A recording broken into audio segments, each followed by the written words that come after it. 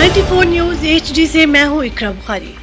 एक अफसोसनाक खबर शामिल करते हैं। पीपल्स पार्टी गुजरात की मरती रहनुमा सूबाई सदर कमर जमान कायरा का बेटा उसामा ट्रैफिक हादसे में जहां बाग हो गया है। पीपल्स पार्टी पंजाब के सदर और सीनियर सियासतदान कमर जमान कायरा का 14 साल बेटा उसामा ट्रैफिक हादसे में जहां बहक हो गया है। उसामा कायरा गवर्नमेंट कॉलेज लाहौर का तालिब इल्म था।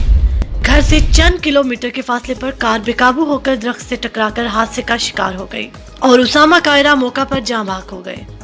कमर जमान कायरा को बेटे की हिलाकत की इत्तला इस्लामाबाद में दी गई है।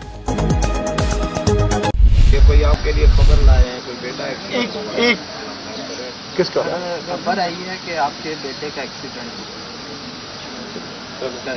Thank you thank you.